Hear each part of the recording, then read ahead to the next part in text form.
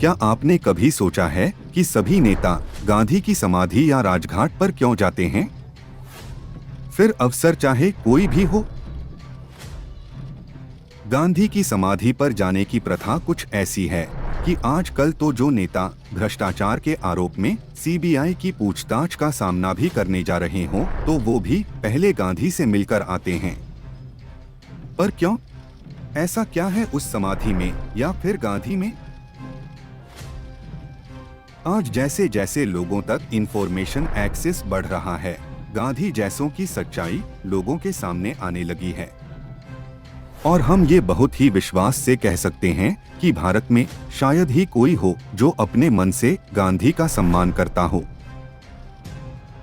यहाँ सबको एक बात साफ हो जानी चाहिए कि जो नेता जनता के वोट के लिए कुछ भी करने को तैयार रहते हैं, वो ही नेता क्या इतना भी नहीं जानते कि अधिकतर जनता गांधी को पसंद नहीं करती। फिर भी क्यों नेता लोग गांधी की समाधि पर जाते ही हैं?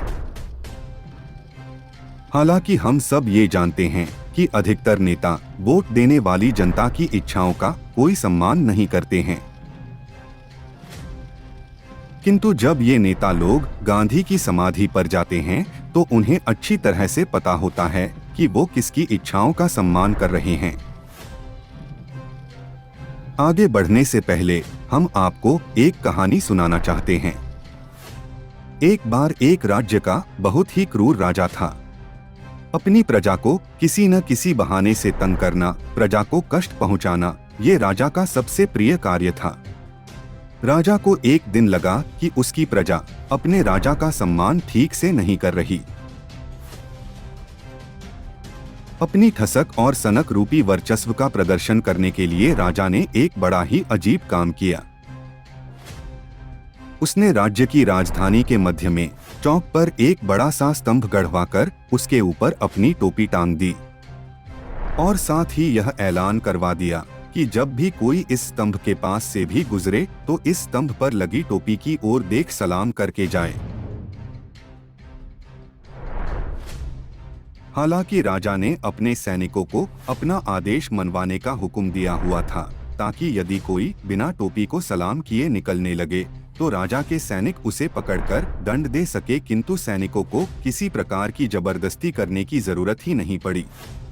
लोग हुक्म सुनते ही उसे मानने को राजी हो गए। अब हर रोज लोग राजा की उस टोपी को सलाम कर गुजरने लगे। और ऐसे मौकों पर अक्सर जैसा होता है, यहाँ भी ठीक वैसा ही हुआ। राजा के हुक्म को और अधिक मान्यता देने के लिए कुछ चमचा प्रवृत्ति के लोग राजा से अधिक राजा के वफादारों के रूप में आगे आने लगे और उन्होंने राजा की टोपी को सलाम करने को एक उत्सव जैसा बना दिया। ऐसे ही लोगों के कारण जो बात किसी के हित में नहीं होती, केवल कुछ चमचों के स्वार्थ के कारण उसे ऐसा प्रतीत करवाया जाता है जैसे कि समाज के लिए वो ही बात सबसे महत्वपूर्ण है।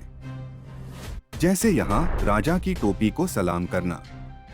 केवल एक राजा की ठसक को चमचों ने ऐसा दिखाया जैसे किसी महान व्यक्ति की टोपी हो, जिसके कारण न जाने समाज के कितने लोगों का भला हुआ हो। जबकि होता ठीक उसका उल्टा है। राजा था तो बहुत ही निर्दयी और क्रूर, किंतु किसी अनजान व्यक्ति को ऐसा प्रतीत हो कि न जाने कितना भला राजा होगा जिसकी प्रजा उसकी एक निशानी को भी इतना प्यार और सम्मान करती है। कैसे किसी भी बात के बुरे पहलू को छुपा के उसके ठीक उल्टे पहलू को इस प्रकार प्रस्तुत किया जाता है कि बुराई पूरी तरह से छुप जाती है। अब यहाँ इस राजा की क्रूरता को चमचों ने छुपाकर उसके एक सन की आदेश को पूरी तरह से उत्सव के रूप में बदल दिया। भविष्य की पीढ़ियों को पता ही नहीं चलता कि जिस राजा की टोपी के उत्सव में वे खुशी में नाच गा रहे हैं, उसी राजा की सनक ने उनके पूर्वजों और उनके रिश्तेदारों, सगे संबंधियों और मित्रों को न जाने कैसे कैसे कष्टों से गुजारा। इस कहानी से दो बातें सामने आती हैं। पहला, जरूरी नहीं कि जो बात जैसी बताई जा रही है ठीक वो ही सच्चाई हो, इसलिए इतिहास के पन्नों की धूल के नीचे पड़ी सच्चाई को तर्कों की कसौटी पर कसकर जानना जरूरी है। दूसरा, राजा की टोपी। स्तंभ पर लगी हुई टोपी। भारत में आज किसी को कोई संशय नहीं है कि जो इतिहास हमें बताया गया है उसे नमक की चुटकी के साथ नहीं ले सकते, क्योंकि वो सारा ही नमक है। तो जो भी समझे जरा संभल कर समझे, कुछ भी गलत हो सकता है। अभी बहुत कुछ है जो सामने नहीं आया है। और राजघाट या गांधी की समाधि। राजा की वो टोपी है जो जाते हुए अंग्रेज लगा गए थे, ताकि राजा की गैर हाजिरी में भी राजा का शासन चलता रहे। राजा के चमचे, नेता और भूरे साहब भरे पड़े हैं देश में राजा का हुक्म बजाने के लिए। और जिस जिस नेता को जब जब ये याद आता है कि सत्य और अहिंसा की रक्षा के लिए उसे बापू की समाधि पर जाना चाहिए, तब तब दरअसल वो अपने उन मालिकों को खुले में ये संदेश पहुंचा रहे होते हैं कि यहाँ भारत में सब कुछ वैसा नहीं चल रहा जैसा वे यानी देश के मालिक चाहते हैं। वीर भोग्या वसुंधरा।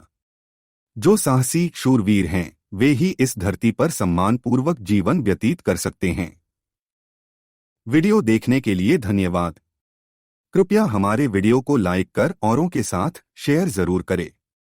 वीडियो पर अपनी राय या किसी सुझाव के लिए कमेंट करें। साथ ही हमारे चैनल को सब्सक्राइब जरूर करें ताकि अगले वीडियो का नोटिफिकेशन झट से मिल सके।